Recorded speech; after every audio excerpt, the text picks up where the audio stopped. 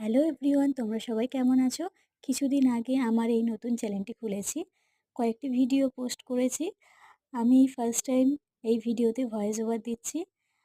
আজকে আমরা গিয়েছিলাম মা করুণাময়ী মন্দিরে পূজা দিতে। সেখানে গিয়ে একটি ভিডিও করেছি। সুন্দর খুব লাগলো ফুলগুলো।